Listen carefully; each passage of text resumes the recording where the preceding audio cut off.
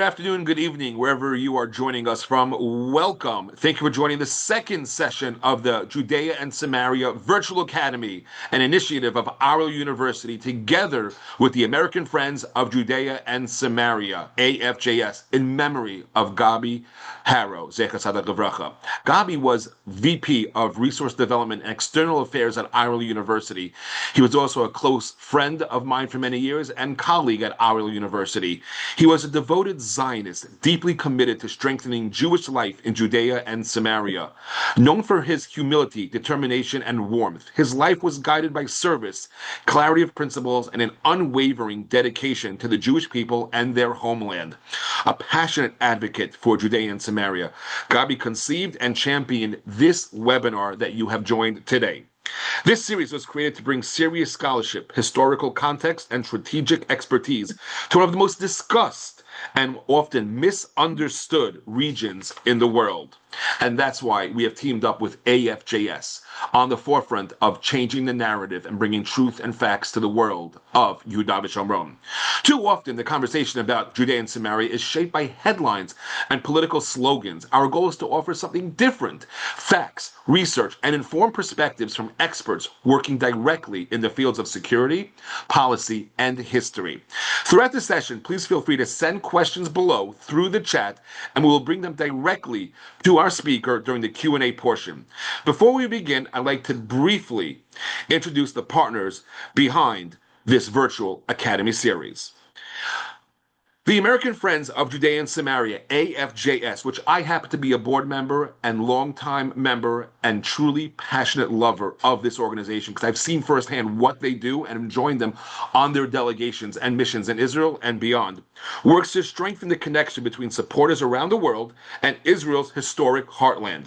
Through education, advocacy, and partnerships with institutions like Ariel University, AFJS helps bring and ensure that the conversation about Judea and Samaria is grounded in facts, history, and first-hand understanding, especially during this difficult period for Israel. From the war that began on October 7th, that Shabbat Simchat Torah morning, to the current confrontation with Iran and its regional proxies, organizations like AFJS are helping bring credible voices and real knowledge to audiences around the world. This webinar series is part of that effort. Ariel University, our academic partner in this initiative, Our academic partner in this initiative is Ariel University, one of Israel's most dynamic public universities. Located in the heart of Samaria, the university is a proudly Zionist academic institution committed to advancing excellence in education, cutting-edge research, and service to the people of the region. With 15,000 students, Ariel University brings together scholars and students across disciplines from engineering and natural sciences to medicine, communications, and public policy. At its core, the university is guided by a clear mission to pursue academic excellence while strengthening Israeli society and contributing to the future of the state of Israel.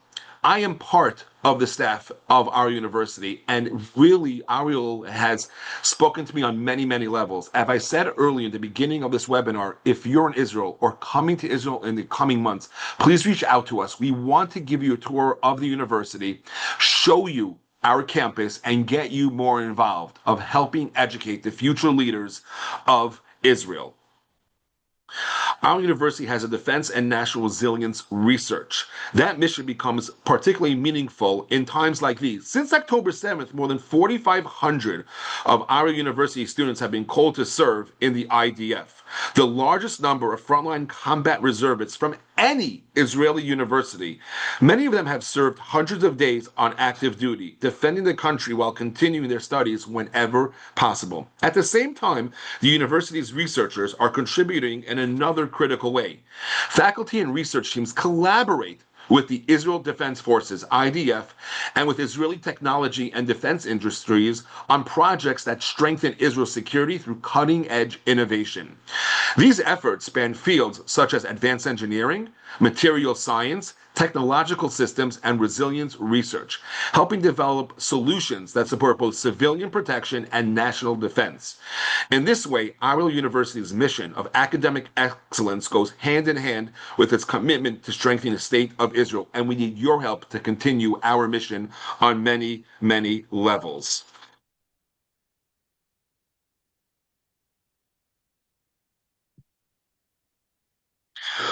Unfortunately, Amichai Shikli, Israel's Minister of Diaspora Affairs and the fight against anti-Semitism, was scheduled to share greetings during today's webinar. Unfortunately, due to current events, Mr. Shikli is unable to join us, and we apologize in advance. We will hear briefly from Yigal Demoni and Maya Beretta, who both live in Samaria, about their experiences during this present war.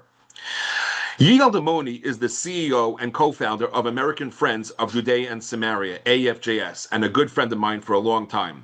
A longtime advocate for Israel, he has dedicated his career to strengthening ties between Israel and supporters around the world. Through AFJS, Yigal works to promote education, advocacy, and global understanding of Judea and Samaria, especially during the times of heightened regional challenges. Without further ado, I call on Yigal to share a few words of the current situation and what he has experienced. Hi, thank you, Gabriel. I will speak very shortly. Thank you very much to Ariel University. Thank you, Amir Avivi, that you join us and you give from your time to help Israel, not only for AFJS, but for all the states of Israel. I will say something very shortly. I'm now in the reserve in Miluim, in the north of Israel, very close to Syria, to the border with Syria. I called up last Shabbat in the morning to my base, and then we moved quickly to the north of Israel to guard the border, the north border of Israel. I want to say two important things for the people that just watching us from United States. First, we are united together, Israel and United States. It's the first time since the World War II that two strong army, two strong air force attacked a Islamic radical regime, and that this is something very important. But it's not only important. This is the second thing that I want to say. It's not only important to Israel. It's important to the entire world, to the entire Western world, because we are standing. When I'm standing now in my base in the front of Syria against the radical Islamics that in Syria and in Lebanon, I'm not standing to guarding my unit, my soldier, my family, my community, my people. I'm standing on the front line of all the Western world. And that's what we are doing. It's not only the war of Israel. It's not only the war of United States. It's the war of Europe. It's the war of all the Western world. And as you see that Iran attacked another country, not only Israel, 60% of their missiles, ballistic missiles, sent to other states, not only for Israel. So we are fighting the war of the all the Western world, and that thing we have to spread it and tell the truth all over United States. I want to say thank you that you join us. Thank you that you want to learn about Israel, and thank you, Gabriel. And move on. Thank you very much. Thank you, Yigal Demoni of AFJS. I kindly remind everybody, please go to the AFJS website, www.afjs.org. Look and find out more about what they do, become a member, and get involved today. Maya Beretta is the Director of Resource Development at Ariel University, a native of Cholon, Israel. She moved to the United States in her teens, where she lived for 30 years and practiced law in California and Washington. 10 years ago, thank God, she returned to Israel with her family to live in Samaria, where she now uses her advocacy leadership to raise awareness and support for Ariel University and its mission. We work together at Ariel, and I know the amount of amazing things that she puts in, and she puts her whole soul and life into Ariel University. So without further ado, Maya Beretta.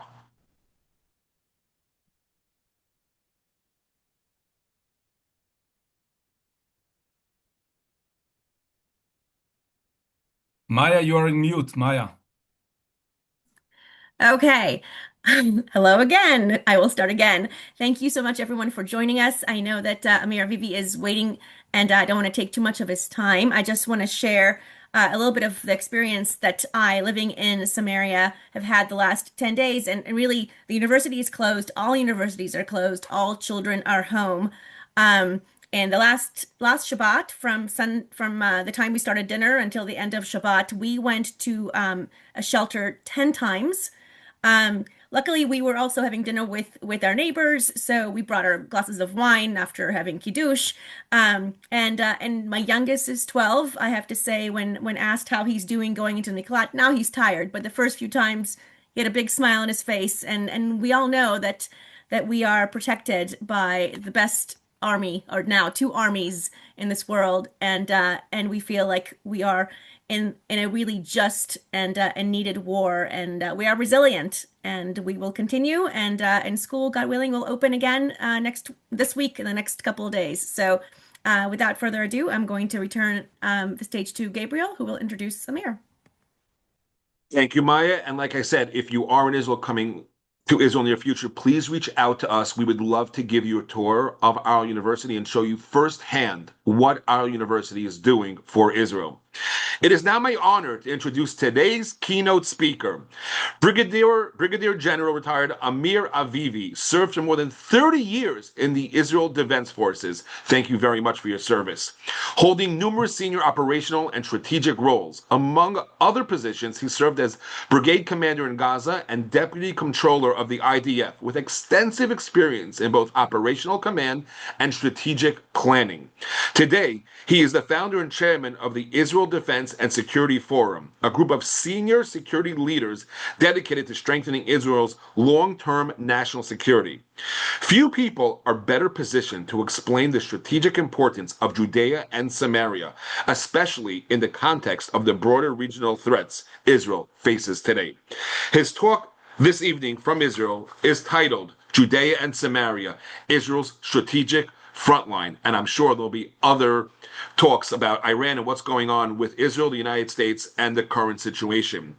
Please join me in welcoming Brigadier General Amir Avivi. And before I give the floor over to you, General, I remind everybody, if you have any questions throughout the webinar, please, in the question Q&A box below, please ask your questions, type them in, and we will present them to be answered at the end of the General's presentation. And without further ado, Brigadier General Amir Avivi.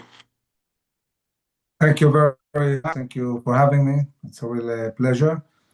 So as mentioned, I served in the Army 30 years, and during my service, there were two things that really impacted me. One was really I saw a serious decline, the connection to Zionism, to Judaism, to the land of Israel, in the Israeli education system, in parts of the society, and even in the army itself, that somehow for years disconnected from its basic Zionist values and became much more technical and not really with the spirit. And also, I saw decision-making and the way people were pushing retreats and concessions, and I understood how dangerous this is for Israel.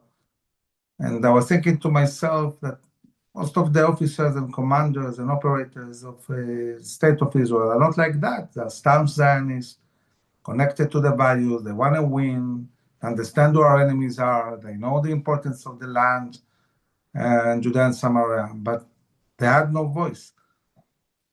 So 6 years ago, in 2020, I decided to found IDSF, Israel Defense and Security Forum, known in Hebrew as Abitchonistim, to bring this voice to the Israeli people, to the international community, to diplomats, to the government. We started 8 officers, today more than 55,000 Israeli officers and commanders and operators that are really shaping the narrative in the hearts and minds, talking about the biggest question of all: what is needed to secure Israel for generations to come? I can say that 2 years before the war, we understood that war was coming. We wrote a national security assessment describing what is going to happen, and following that, I wrote a book called in Hebrew Lo Nashuv Achor, in English No Retreat, describing the war that is coming. but also giving a very clear vision that answers the question, what is needed to secure Israel in the long term? And obviously, Judea and Samaria has a very, very big part in this story and in the need to secure Israel. When I published the book 6 months before the war, describing this whole war that is about to come, on the cover of the book, on the back side, I wrote that the classic discussion about what is the right solution, how do we solve the problems? The classic discussion between two Israelis is the discussion about a solution to a problem they never defined and never agreed upon. So usually when two Israelis meet, or two Jews for that matter, and they start discussing the Israeli-Palestinian conflict, 1 minute later, one says to the other, so what's the solution? Usually with the hand, right? What's the solution? And I'm asking, what's the problem? What problem do you want to solve? So really, when talking about the issue of Judea and Samaria, we need to, before we go into details, we have to really understand how we should think about it. How do you approach the thinking about, Judea and Samaria, solutions, Israeli-Palestinian conflict, all of that? Because if you don't think systematically, one thing is sure, you're not going to get the right answer or a good answer. It's amazing that in simple things in life, we understand that we need to be systematic. We cannot solve a mathematical problem if we don't do it according to the laws of how to solve a problem. But when it comes to our existence, our very, very existence, we tend to really not be serious about it.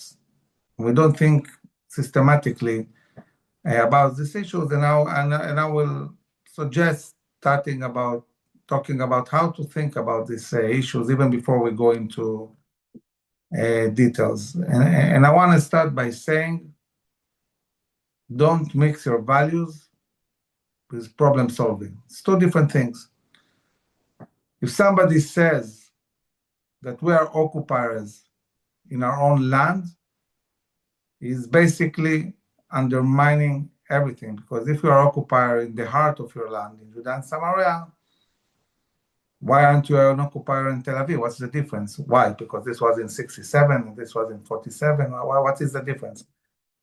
There can only be one answer. It's either we are the people of Israel, and this is the land of Israel, and this is our land, or it's not. There is no half answer. There is no answer that from a stance of rightness, we belong only to half of the land. It doesn't make sense logically. It's not logical to think like that. Our enemies, they have a completely distorted and, not connected to reality story, but it's very simple. Palestine will be free from the river to the sea, from the Jordan Valley to the sea. They have a simple claim. It's all Palestine. There was supposedly a state named Palestine here before. And the Jews came from Europe and took their country. So if this is the case, so Palestine needs to be freed from the river to the sea. And in this scenario, the Jews are in the sea. A very simple concept, no two-state solution. Of course, completely false, but it doesn't matter. It's holistic. It's something easy to understand. And what's the answer? No, listen, it's half-half, maybe half of it is ours, maybe half of it is not, we're occupiers here, but not there. It doesn't make sense. We, the Jewish people, have a very, very clear story. And not only it's described at length in the Bible, but even looking at our Declaration of Independence, it's described very simply. In the land of Israel, rose the people of Israel. Here we became a nation. We were expelled forcibly from our land. We prayed for thousands of years to go back to our land. And at one stage, we decided that's it. We're doing something about it. This is Zionism, by the way. The proactiveness, going back to establish our national home in our national ancestral homeland. Not very simple not very complicated to understand. Very simple idea. The people of Israel came back to the land of Israel. We came back to take our land. So for a start, don't mix your values, which are holistic. Jewish Zionist values are holistic. They cannot be broken to pieces, with practical matters. There are always challenges that need to be addressed, and we'll address them also. Now, what I said now, it's maybe the biggest problem in the Jewish world, because millions of Jews are mixing their values with problem solving.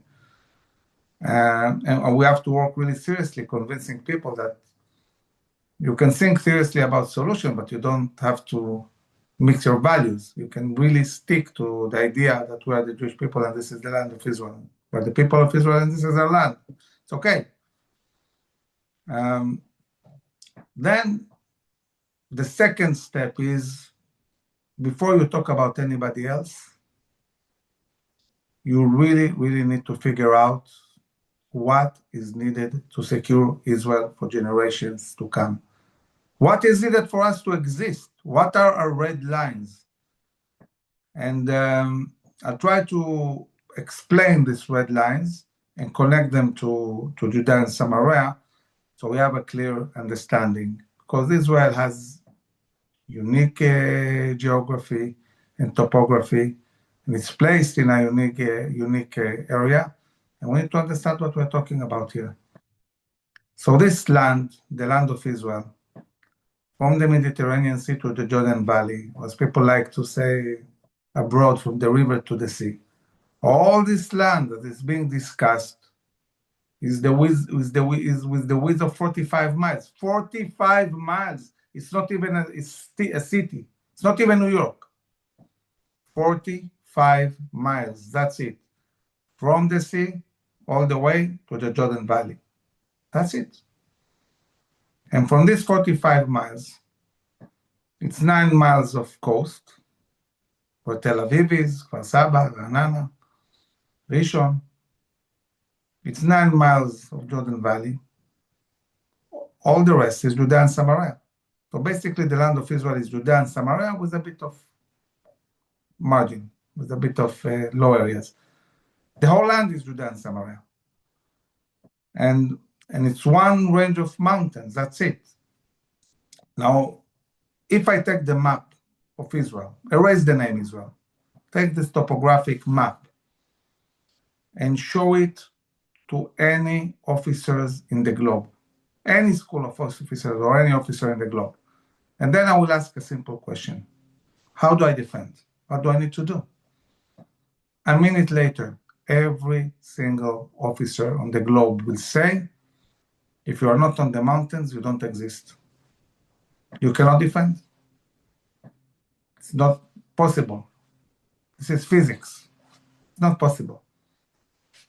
So if we understand that in order to exist, we need to be on the mountains, and the only defensible border we have is the Jordan Valley, and we need to sit on the mountains and control the Jordan Valley. This is the only place where we can prevent somebody from invading Israel. And even this is nothing. I mean, it's still 45 miles. Many people will say, even this is not viable. You need more. Now, for example, we're inside Lebanon, we're inside Syria, maybe in the future we'll be inside Jordan. Maybe we have no choice. But anybody should agree that 45 miles is really almost nothing. Now, because this is the reality, all our history, all of it, is on its mountains. This is the reason why we came back. So I want to claim that it's not only that from a security point of view, we don't exist if we don't sit on the mountains and on the Jordan Valley, but also from a spiritual point of view, because spiritual means our sense of rightness, our ability to connect to the why. why are we here? Why are we fighting? If you are not in the mountains, connected to all this biblical story, you will not be able to explain yourself why you need to be here. What's the difference between this place and New York? If you disregard the fact that all your history is in these mountains. So from a spiritual point of view and from a security point of view, Israel cannot exist without the mountains of Judea and Samaria, and that are the only place where you can actually exist and defend yourself, and defend the coastal area, and defend the Jordan Valley. And this is a fact that no officer on the globe can dispute. This is basic military professionalism and basic understanding of connection to a story and why we are here. So if we have to live in the land of Israel, when I look at the next stage, okay, so we understand, we don't mix our values. We don't exist if we're not on the mountains and in Judea and Samaria. So then the next step will be to try and answer the question, okay, what's the problem? What are we trying to solve? So there is one group that says, look, the problem that you are occupiers, so they disregard the fact that you don't mix your values. And because we are occupiers, we need to retreat. And if we retreat, there will be peace. I hope we all agree that probably this is not a right definition of the problem. And secondly, let's agree, we're not occupiers in our own land. So what would be a good way to phrase the problem? And I would say that the problem is that on one hand, we need to be sovereign over the land of Israel, beyond the mountains, beyond Judea and Samaria, have, towns, millions of Jews. And this is important for our existence. On the other hand, we cannot disregard the fact that there are maybe, 2 million Palestinians in Judea and Samaria who live there. So what do? We also want to be a thriving democracy, and we don't want apartheid, and we don't want to do anything not adherent to international law. And when I look at all these discussions that are going on, I would say that you have like a big part of the Israeli society saying, yes, we need to connect to our story. We need to connect to the Bible. This is our land, and we need to be on the mountains, and we need security. And anyway, they want to kill us, and we need defensible borders. And you know what? They're right. And then you have another part of the society completely disregarding this argument and saying, yes, but if we annex 2 million Palestinians, we won't be a Zionist country anymore. Zionism will be destroyed. What kind of Zionism is annexing 2 million Palestinians? And also, if we don't annex them, so what will we do? They won't have any citizenship, and then how are we going to cope? And how are we going to be a flourishing democracy? Okay, they're also right. I mean, what do we do? So really defining the problem is, how do we bridge between these two arguments? Because we cannot go about saying, okay, one side is 100% right, the other side are all idiots. No, we have an issue here, and we have to address it and basically find the viable solutions. Now, before I talk about solutions, I want to say that every argument anybody has ever had about the Israeli-Palestinian conflict and how to live in the borders of the land of Israel, every argument you guys ever had can be put in 3 different models, theoretical models. And if we understand the models, it will be a good base to think about solutions. One model is the separation model. Let's separate. This is a strong argument in the left in Israel. We want to separate. People like, to a certain extent, this idea because it says, we won't need to see Arabs. They will be on one side of the fence, we will be on the other side. We don't want to mix with them. We don't want to annex them. Let's separate from them.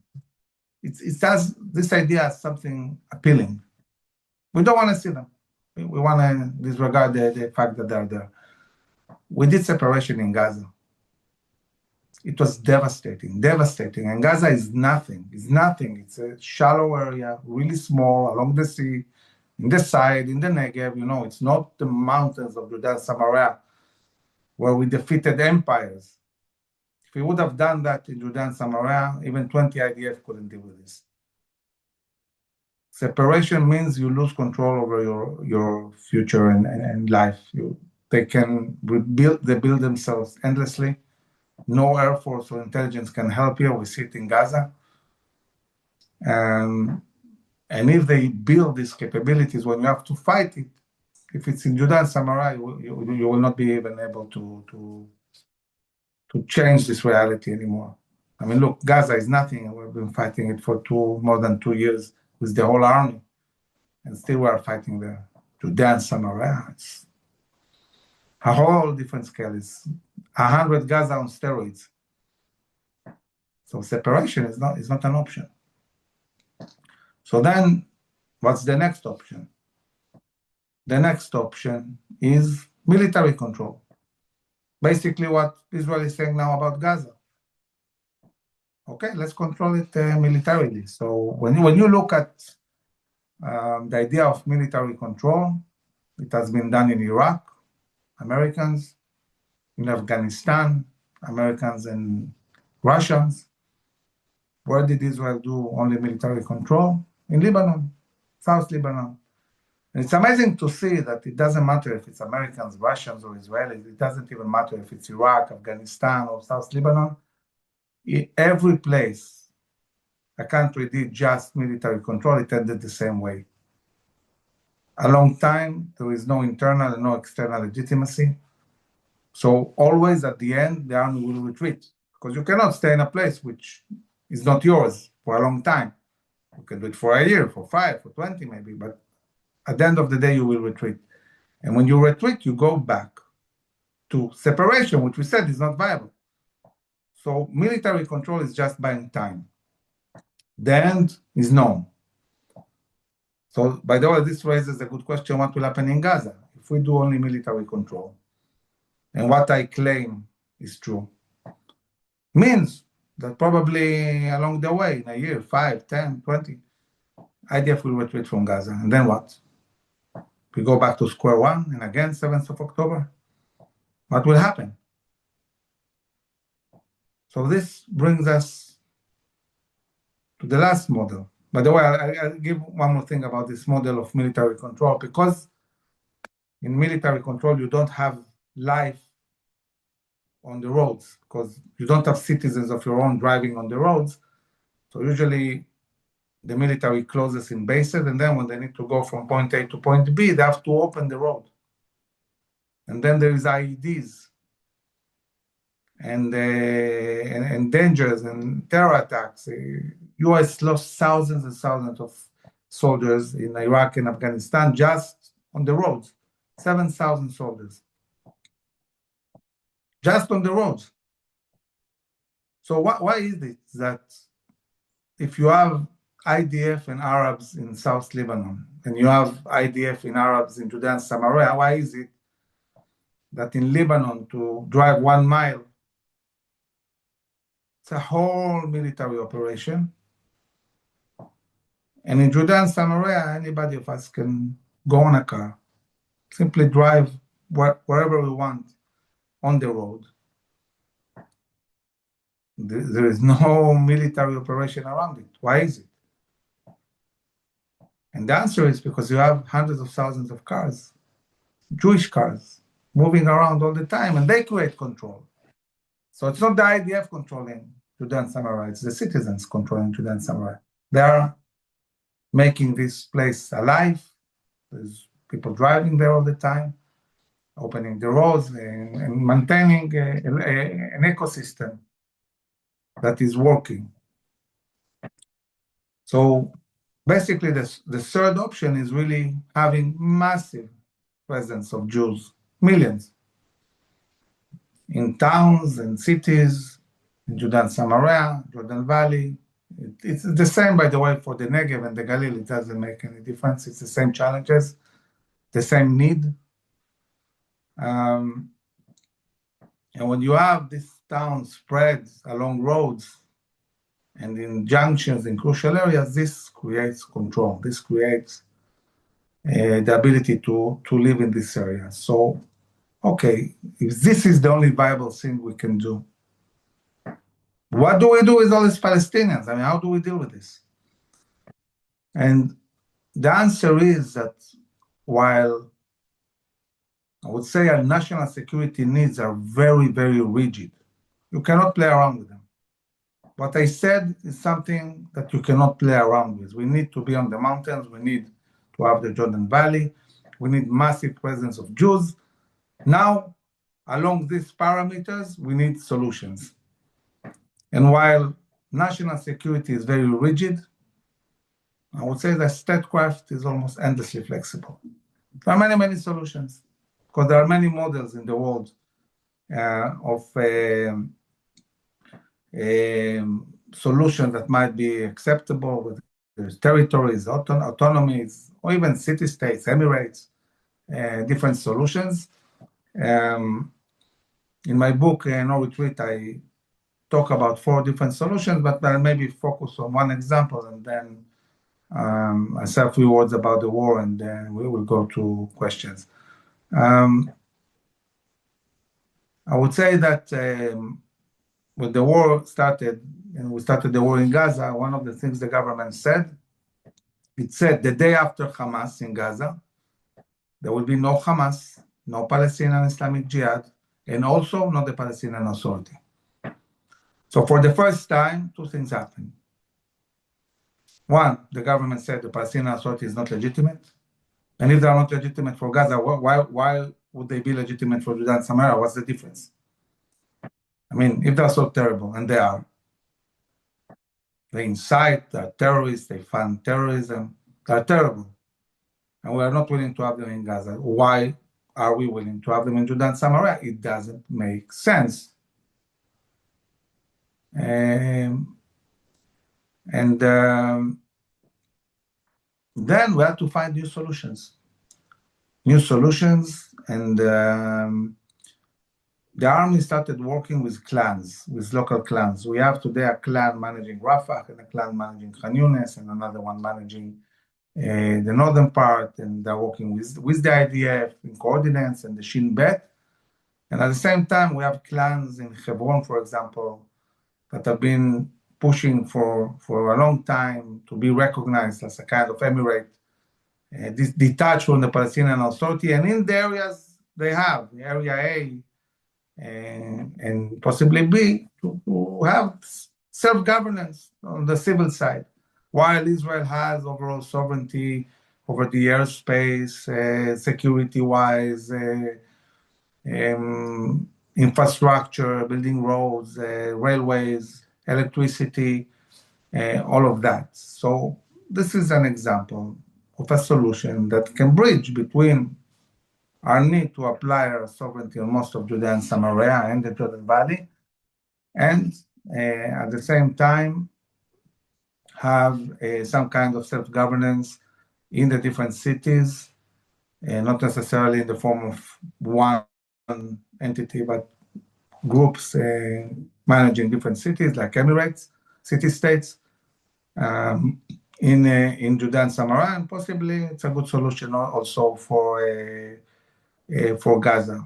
And I think that we are in a moment in history, especially looking at this huge win that is going to happen in this war, and looking at the prospect of expanding dramatically the Abraham Accords and having countries joining, and extending peace all the way to Indonesia and so on. And in this moment in history where we're so strongly aligned with the US and President Trump, we have one chance maybe in history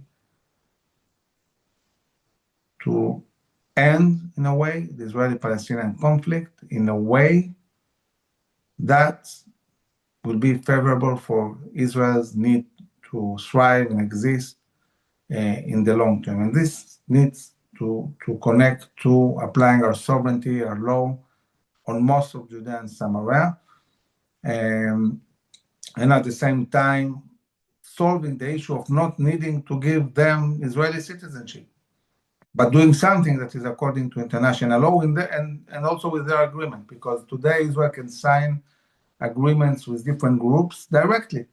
Nobody in the world can say it's a problem if you have an agreement with them.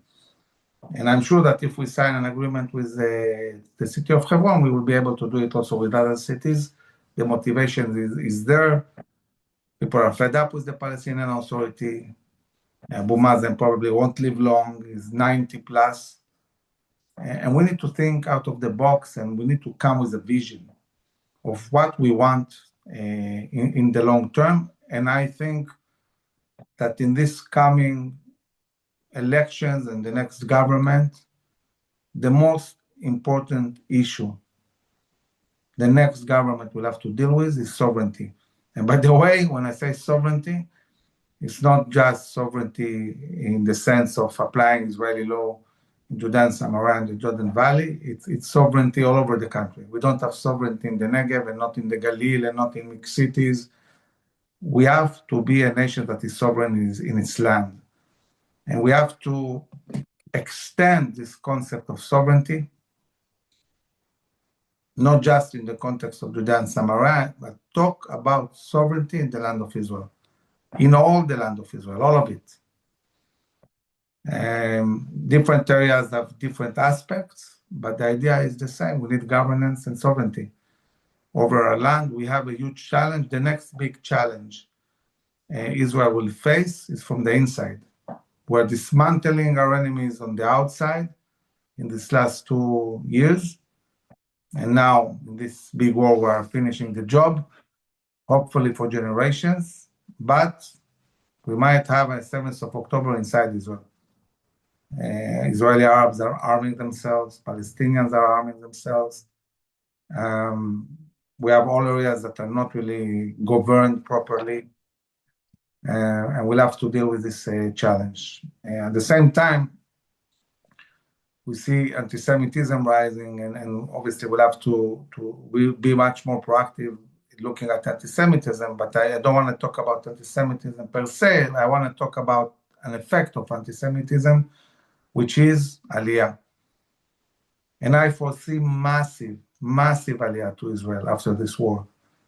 Israel will go into a golden age in many aspects, and I think there will be a lot of Jews that will come to live here.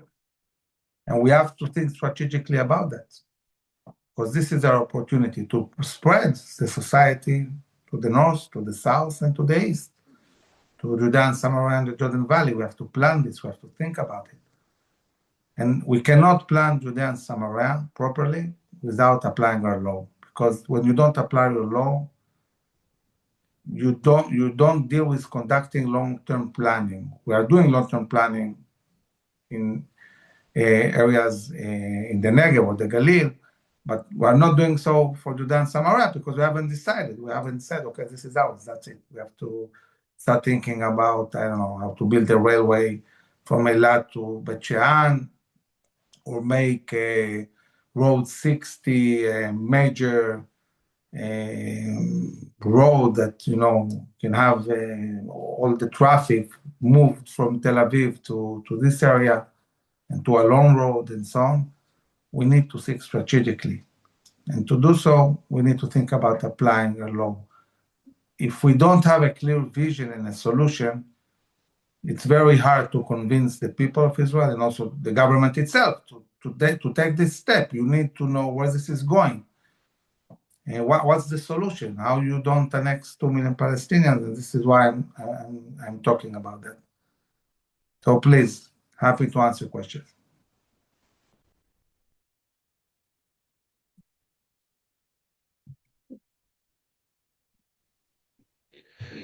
Thank you very, very much, General. It was a pleasure hearing from you. I do know that there were pre-sirens going off in Israel right now. There were pre-sirens going off in Israel right now. So I'm not sure if Maya or Yigal are back on over here. And I do remind everybody, if there are questions, please type in your questions into the webinar chat. We will ask General Avivi the questions as well. But I want to thank General Avivi for that important, insightful presentation. I know that I'm still in a conundrum a lot about the future, because when you're talking about inside of Israel in the Negev, it's very, very frightening to hear that, quote unquote, they are arming themselves, and God forbid another October 7th will happen with inside the borders of Israel right now. We will turn over any questions if they have any questions. If not, I want to thank General Avivi for joining us today. And once again, your very, very insightful and thought-provoking webinar. So thank you very, very much, General Avivi, for joining us. And I really appreciate it on behalf of Ariel University and AFJS. Thank you very much. You're welcome. Thank you. And hopefully everyone stays safe in Judea and Samaria and all over Israel. How can we get more Jews to move to Judea and Samaria? What's the motivation? How can they feel safe enough to take the chance?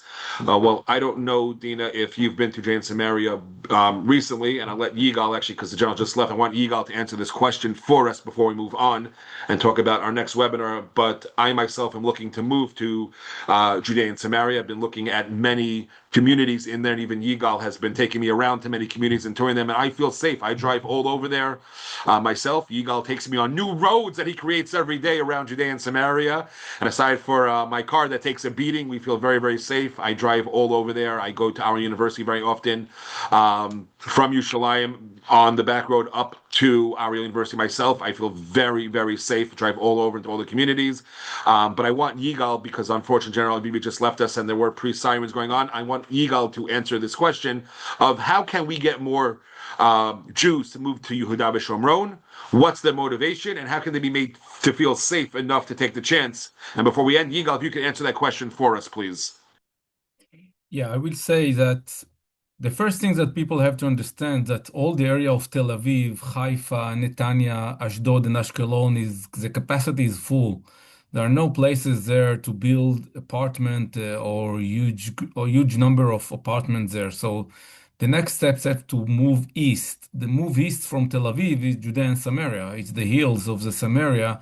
It's exactly Ariel and also Gush Etzion and all the place. So it will be the next steps of the state of Israel to build the hills of Judea and Samaria, as the numbers of the apartment in Tel Aviv will get down and down and down, and the price of the apartment will go up.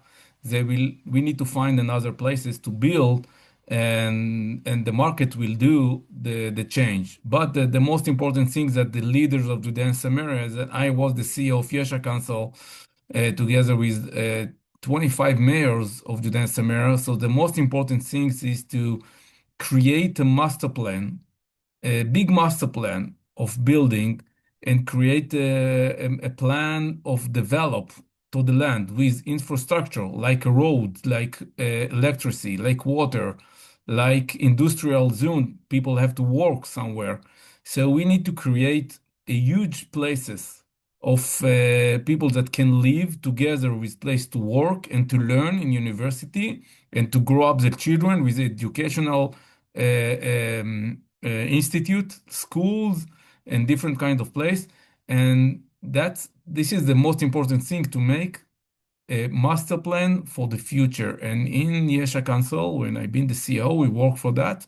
We arrange a master plan of transportation, master plan of roads, master plan of electricity and water. And the next step is to build and create a master plan for apartment, a new apartment. I know that in my area, in Judea and Samaria, we can build hundreds of thousands of apartment and units to people that will come to live. We just need the help from the government. And thanks God, the last government, the last 4 years was very good, that the government declared to build more than 60 new communities, Jewish community in the hills of Judea and Samaria. And this is the way that we have to do it. Create the places, create a master plan, create a place to build, and then people will come to live in Judea and Samaria. So I know that I've been looking at one of my most favorite communities in Avnei Chefetz in Samaria. I even love Adurai. I'm looking at the future community of Adurai in the Har Hebron Regional Council area, and I love Adurai. Such young, beautiful people over there. And Maya, maybe you just want to quickly answer because you lived for so many years in California, in America, and you and your family bring up a family in Judea and Samaria right now. And just, I believe it's a very, coming from someone who lives there also, but a very important question.